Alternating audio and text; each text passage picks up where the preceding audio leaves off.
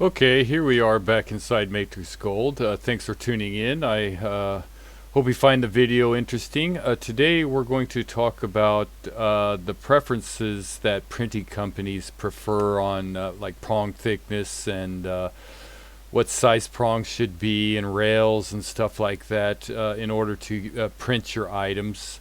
Some of them have requirements, some of them really don't care. So today that's what we're going to talk about. So let's get started. First, I think we need to talk about just making sure everyone understands about the gemstones. So I'm just real quickly going to, I'm sure most of you already know all this stuff, but I'm going to real quickly go over it again.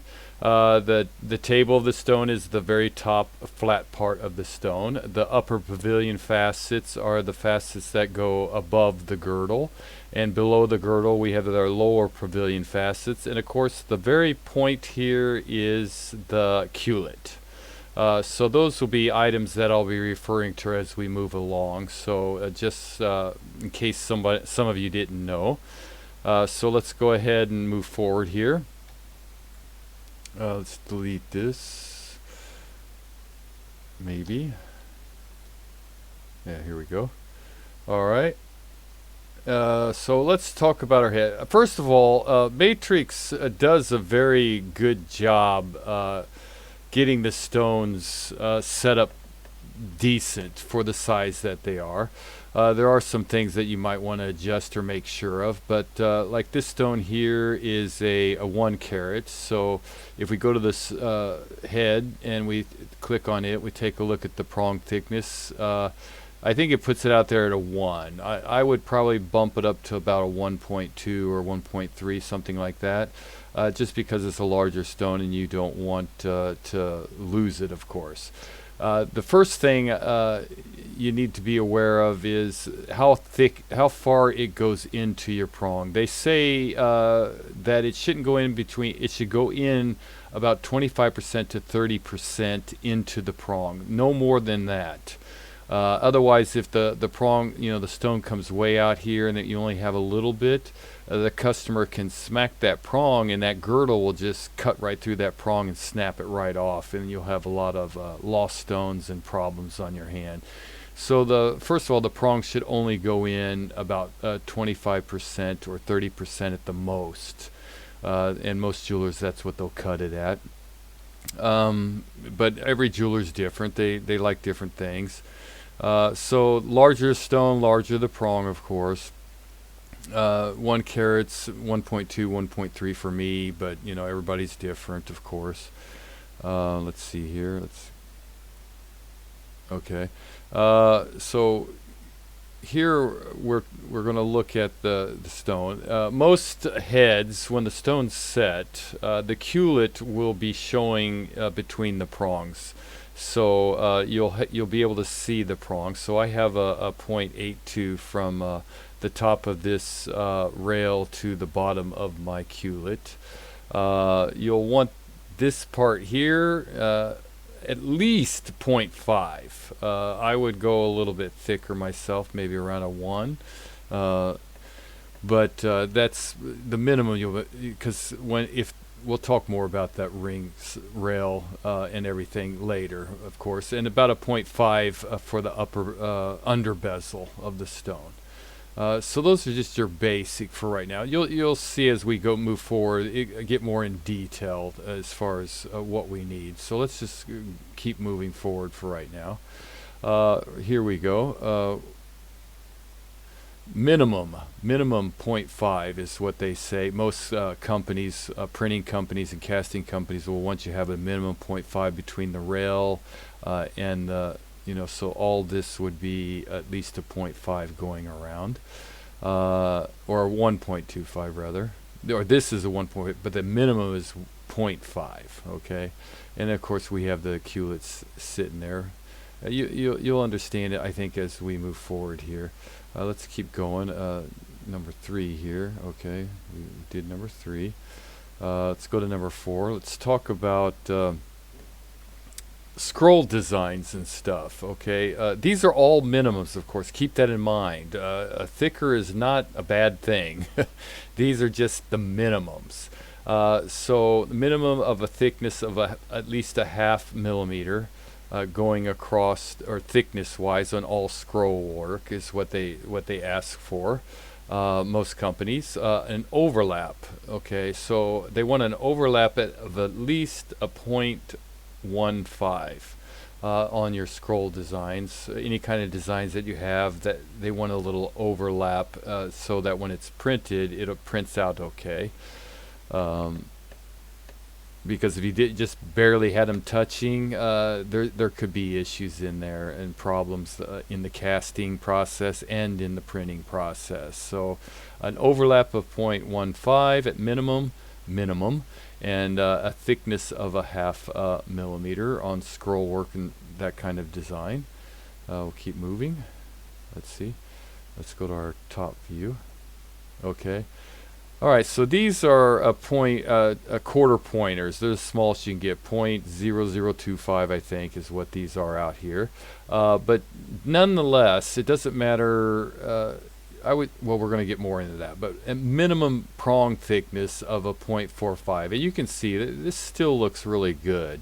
And it comes in about 20-25% or so. And then on each side, so it has a nice thick base there for this prongs to last. Okay, so minimum prong thickness 0.45. Keep moving forward. Okay, here we go. Distance between stones, they request a 0.15. So in between the stones, they would really like to see a 0.15. And then a minimum rail thickness of a 0.5 is what they request. You got to remember that it's going to be a raw casting, so they're going to file on it, they're going to emery it, they're going to lap it, they're going to polish it. So you're going to lose a nice little, I would say at least a 0.2. So you're talking dropping that 0.5 down to a 0.2. First of all, you lose 2% in shrinkage right off the bat, so you're going to lose a little bit off the casting process, castment process, and then you're going to lose a little bit off the polishing and emerying and all the filing that you're going to be doing. So, but these are just minimums. It's not a bad thing to go 0.75, and then you have a nice thick rail by the time it's finished with it, or a decent size rail. I won't say thick. So again, 0.15 distance between stones, and a rail thickness of a 0.5 minimum. Okay, so we'll keep moving forward. Okay, this one we have to go to the front view, I think. Yeah, okay. And let's turn this on wire. And they request at least a 0.5, like I was saying, a minimum 0.5 between the rail here. So if you're going to put stones in, you want at least a 0.5, then design work, and then stones and stuff like that. So a minimum thickness before most of the design. We'll get into beads later. But they want at least a 1/2 millimeter thickness rail going around before any kind of design work or anything like that goes into it. And here's the big one. We'll go to the top view. This one's for channel setting. Okay, they kind of suggest about 95% of the stone showing, 93-95% of the stone showing. You don't want to cover up your stone where it's like right on the table. So really, a lot of jewelers will go in there and they'll just cut a ball burr. First they'll scribe a line down so far, about a 1/2 millimeter. Then they'll take a ball burr and cut a nice little thin line, and then they'll start sliding stones in and snapping them down and kind of adjust them and then hammer that down.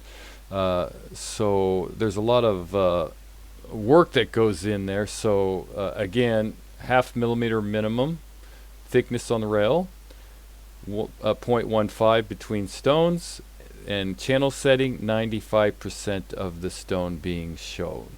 And as far if it's going to be like a shared prong ring, you want at least a 0.4 or 0.3, 0.4, but distance between the end of the girdle of your stone and the beginning of the rail coming up. So keep that in mind as well.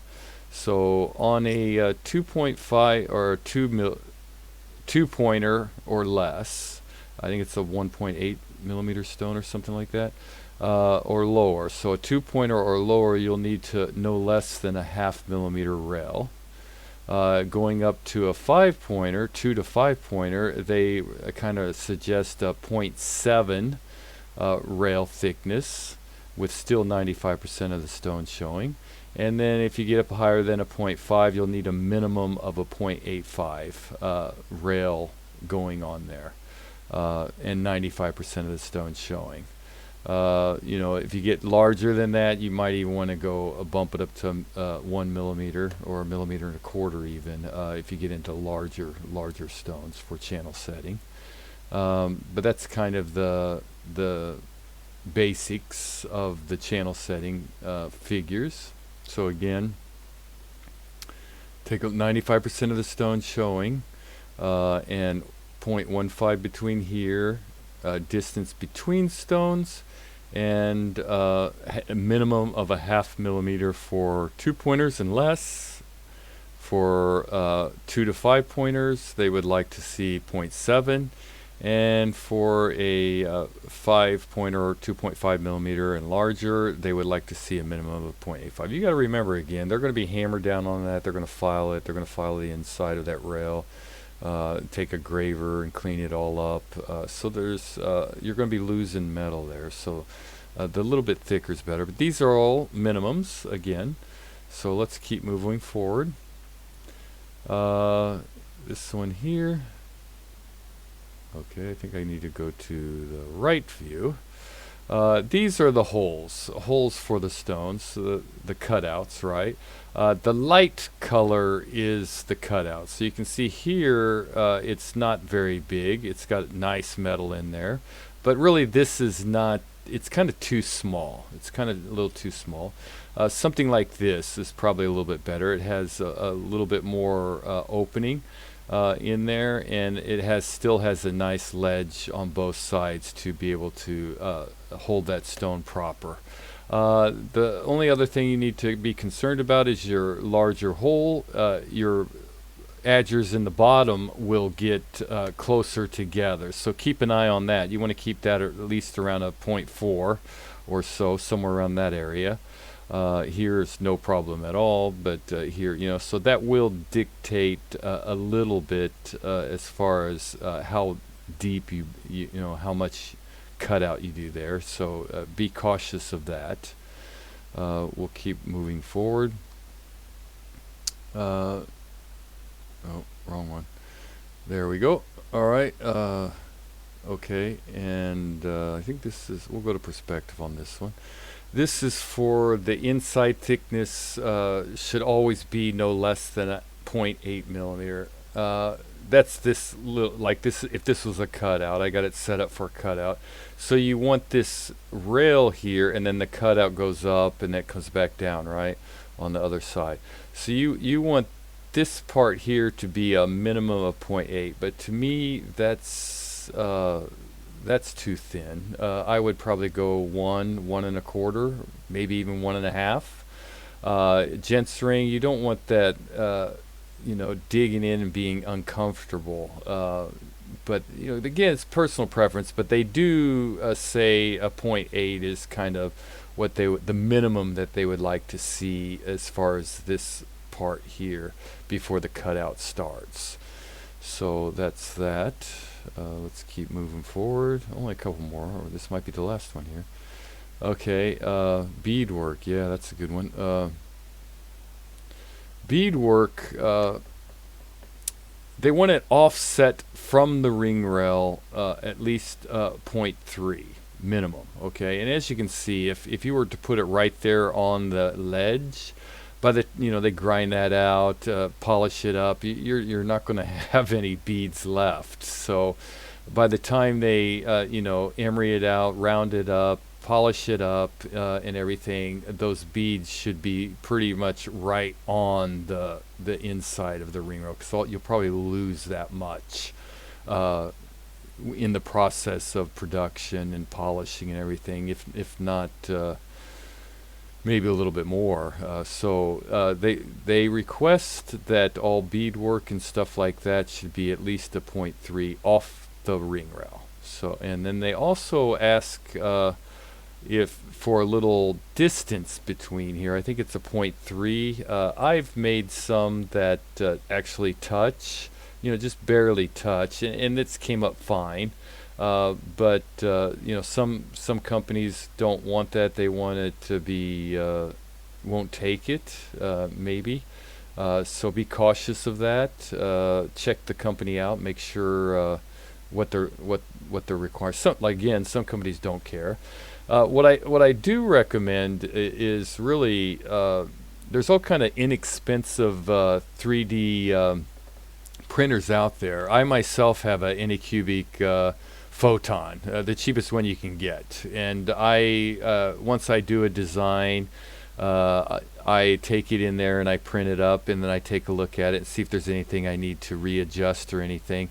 And actually, by having it, they're only like $250, $300 or something like that, and you can buy the resin for like $20, 20 American dollars for 500 millimeters, which you can print hundreds of items off of that if they're not real huge.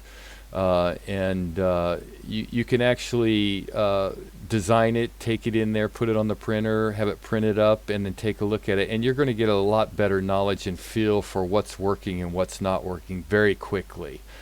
So that would help you out tremendously. So, and if you're going to do 3D design, you might as well know a little bit about 3D printing. So, you could get a 3D printer and everything all set up for probably no more than around $350. Minimum or maximum, somewhere around there. And like I said, I have just real cheap, and I actually do I print them up originally on just normal resin, and that's $20 for 500 milliliters. And if not the real detailed work, because it's not real good with detail, it's the more heavier stuff that it does really well with. But if it comes out okay, I'll go ahead and put resin in there, like Powerhouse resin, or there's a blue thing from I can't remember the name of it, from Australia. If anybody knows it, throw it up on the website, throw it up in the comments. But I use Powerhouse from Turkey, and it is really good. It's worked really good for me. It prints very good. I take it right from the printer and put it in a casting, but it's a lot more expensive. It's like $160 for 500 milliliters. And so you don't want to print it in the castable resin. You want to print it in the cheap resin, and then take a look at it. If it's good, then send it off and have it cast, or if you do casting, go ahead and print it up and throw it in your caster. But those are just some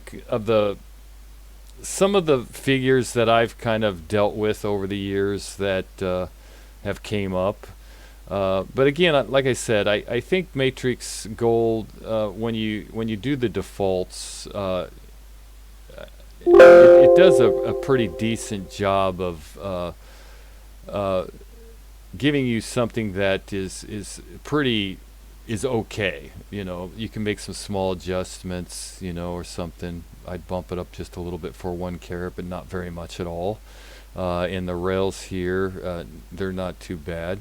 So, really it just depends on what you're making, but those are kind of all the minimums and some of the little insights. So I hope the video helps. If it did, please leave a like, subscribe, and a comment. Yeah, I really recommend grabbing a 3D printer for yourself. It'll make your designs and knowledge as far as what works and what doesn't work a lot quicker and a lot more efficient and effective. You're not having to send something out and then they call you and say, oh, I need this changed, that changed, or you get the print back and it's just nothing like what you thought. They're very inexpensive for the most part, and you're able to really get a good grasp of what's going on by doing it. You know, make 10 items, throw them on the printer, and then you can check them out, and then if you like them, send them off to your casting house or whatever. All right, so hope the video helps. Thanks very much for watching. Like I said, please leave a like, subscribe, and a comment below. Good designing.